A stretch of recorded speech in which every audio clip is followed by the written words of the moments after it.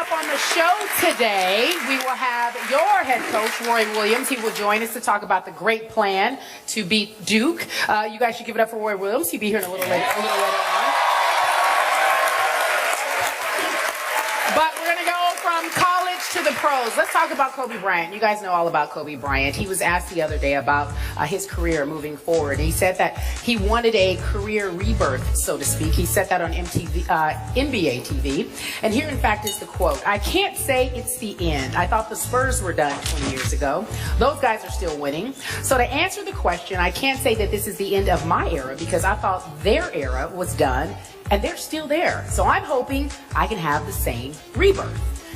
Skip Bayless, your take on Kobe Bryant's thought of having a rebirth in terms of his last year playing for the Lakers? First of all, given Kobe's Spurs analogy that he made, I want to thank some of the kids here before the show for chanting Spurs in 6, Spurs in 6. Thank you, thank you, thank you. Don't encourage. Thank you, thank you. Now back to Kobe's analogy. I got to tell you, Jay, the logic of this eludes me because here we have one of the greatest players in the history of this league nearing the end of his career, comparing himself as an individual superstar to a team that should have won the last 2 NBA Finals. Thank you very much, Ray Allen, for that. I get it that Kobe thought they were done 20 years ago, as in Duncan and Ginobili were done 20 years ago. But what revitalized their careers was that Tony Parker suddenly emerged to me as the best point guard in the league over the last 2 years. And all of a sudden, my Spurs stole Kawhi Leonard with the 15th overall pick in the draft by trading George Hill straight up for that pick. And then out of nowhere, they signed a kid named Patty Mills who absolutely electrified their run last year. So if you could tell me that Kobe, going into next year, could whip up a smoothie with a little Kawhi in it and a little Patty in it and then top it off with some Tony Parker and he could drink that smoothie, I would say, okay, I get that. But all I can think of is that Kobe looks at Duncan and Ginobili, and he respects the heck out of how fit they are at their ages. They both dropped a lot of weight over the last 4 or 5 years. They have extremely low body fat at their advancing ages of 37 and 38 years of age. And I get that Kobe loves that, but we're back to Jim Buss, and what Stephen A will join us here in just a couple of minutes, and he's always on rants about Jim Buss. Can Jim provide him with a Tony Parker and a Kawhi and a Patty Mills and a Boris Diaw, and I could go on, because that's where the analogy eludes me, Jay. Well, I'm not sure that the San Antonio Spurs are the best analogy, but I respect the fact that Kobe's not giving up on the Lakers or his career. I agree, he's one of the greatest players to ever play. I think he's one of the hardest workers to ever play the game, and I don't think he's done yet. But I heard Tom Penn say the other day on the radio that he felt the better analogy was the Boston Celtics when they had Paul Pierce, and then they went out with, they had a top 5 draft pick. They were sliding and had very little hope, and they go out and they get Kevin Garnett and Ray Allen and have the big 3, and they go from last place to first the next year and win the NBA championship. Now, they also had Rajon Rondo. The Lakers do not have that right now. No. But there's no reason that with the assets that the Lakers have that they can't get a lot better in a short period of time, especially with the draw that the Lakers can be and the draw that Kobe Bryant can be. Magic Johnson was on the show last week, and he said we needed a great draft pick and a big-time free agent, and the Lakers could possibly make a run and help Kobe this last season. They can either do it with a draft pick or they can trade the draft pick and get an immediate asset now. And trading it probably gets them better quicker than having to wait on a young player, because with a top 5 pick, you're going to have to draft somebody young. There are no seniors out there that are ready to help immediately. You would have to use that pick and trade it and get something good out of it. Right. Obviously, they had a pretty good pick this year in Julius Randle, and God bless him. He was lost early to his Achilles.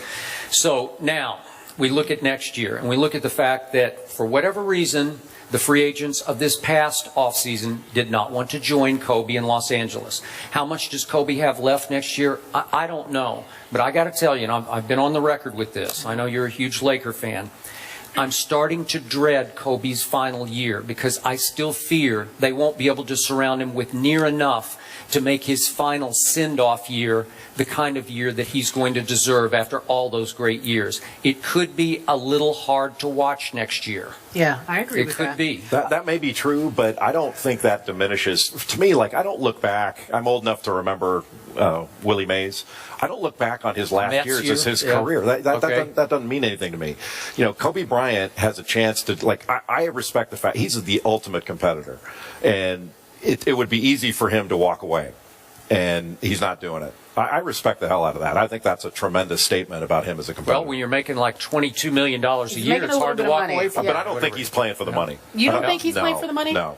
He's playing to win. Then why, Jay, didn't he take less money for these last 2 years so that they could surround him with better pieces, a la Tim Duncan taking only $10 million to play it out with the Spurs? I think ESPN would be better if we would take less money. Well, we're not doing it. Well, certainly. I think asking somebody to take less money is crazy. Okay, but that's a bad analogy because we're not that tight of a team with a salary cap. So I get it. If Stephen A. would take less money, maybe then we'd be better. great. That's my point. Like, people don't he's in take another echelon. People don't take less money. That's not what they do. And in the NBA, you're not seeing that all. But sometimes it happens, but it's not the norm. You know, and I'm don't going think to you can throw lay this that out on just somebody. real quick. We're going to do this topic in a little bit.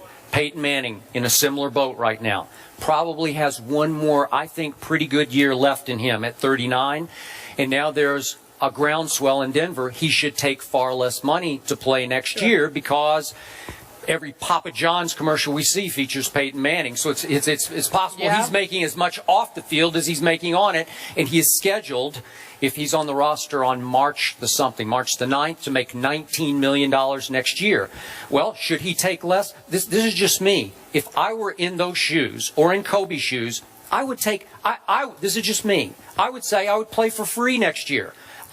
Everybody says, well, you don't need the money. And you could say, well, you all need it. Peyton needs the money. And his pride is on the line to take that much money, just as Kobe's is.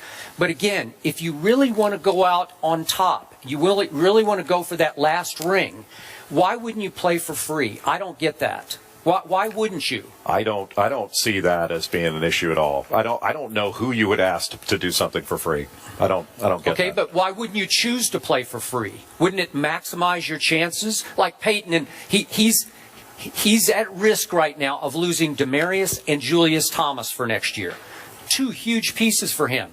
If he said, I'll take half that money, I'll take $9 or $10 million, you would dramatically increase the chances of keeping two of his best, maybe his two best targets, you could argue. I think that's one of the problems the NBA has, and they don't have very many, but that's one of them, where you have a system where stars decide, you are asking them to take less money for their teams to be better. I don't think that's a workable system long term, and I don't like that idea of taking your best people and saying, well, I'll take less. Mm-hmm. I don't know what other industry does that. But Jay, do you think that the Lakers obviously would be in a better position if Kobe did take less? I know you don't agree with that system, but would the Lakers be in a better position to sign better players if he did take less? I don't see necessarily that you have to do that. I don't think that's true. I think they've got a lot of cap space now to be able to go out and get the pieces that they need. They have enough, and so do the Broncos. But just for the record, I mean, I don't see those two things as being connected. You could greatly increase it.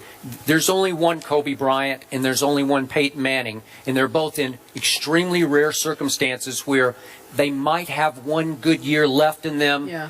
But they both could not be surrounded by enough pieces to actually win a championship. So it's rare. Kobe Bryant, 36 years old, tore his Achilles in 2013, then fractured his knee later that season, and then the torn rotator cuff.